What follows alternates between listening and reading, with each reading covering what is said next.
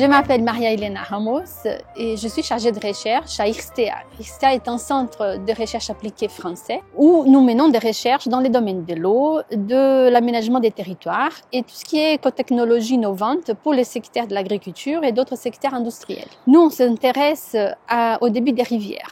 Plus particulièrement, on s'intéresse à mieux quantifier la ressource en eau disponible aujourd'hui, en climat présent, mais aussi dans le futur en cas des changements climatiques. En particulier, on s'intéresse aux extrêmes hydrologiques et à bien anticiper les risques liés à ces extrêmes, comme des crues, des inondations ou des sécheresses. Donc, le projet Amprex, c'est donc un projet financé par la Commission européenne dans les programmes Horizon 2020. L'idée est simple.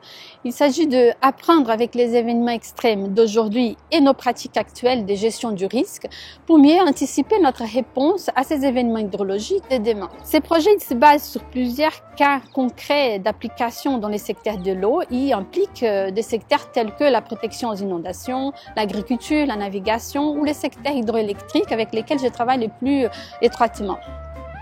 Le but du projet est assez pratique. Il s'agit de fournir des services climatiques et hydrologiques pour les gestionnaires afin de les aider dans leur prise de décision. Participer à ces projets, c'est en effet très motivant. Non seulement on est en train d'étudier une thématique d'actualité, mais on a aussi des contacts avec des équipes internationales et ça nous permet d'échanger avec eux et aussi apporter de nouvelles idées à notre propre équipe. On apprend beaucoup en fait en faisant et en participant à ces projets.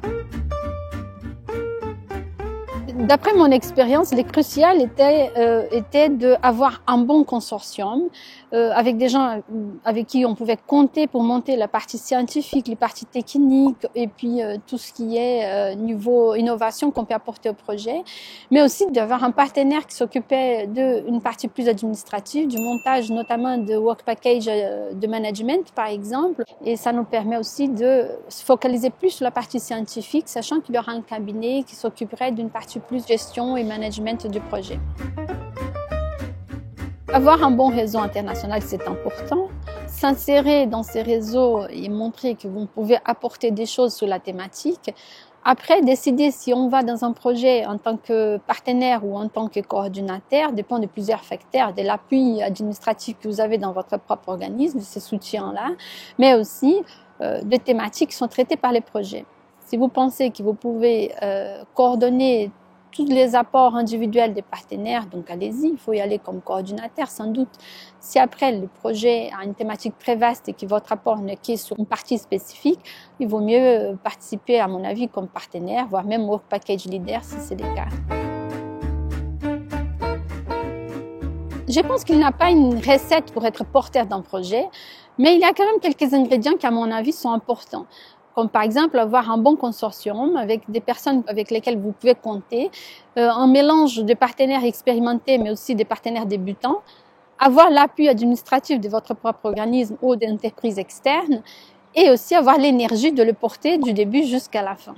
Pour le projet Amprex auquel je participe depuis un an, j'ai beaucoup compté avec l'appui de mes collègues pour les parties scientifiques et techniques, mais aussi avec l'appui de la direction internationale à IRSTEA, qui m'a aidé à réfléchir sur le budget, sur les livrables, sur la force humaine qu'on pouvait mettre dans ces projets.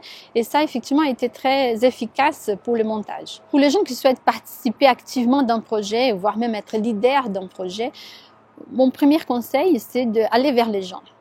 Il faut aller discuter, montrer que vous êtes capable d'être un bon collaborateur et un bon leader aussi. Si on fait ça, on a de fortes chances d'avoir une bonne place dans un projet. Si j'ai un conseil à donner, surtout ne vous laissez pas démotiver par les petits échecs et le succès viendra.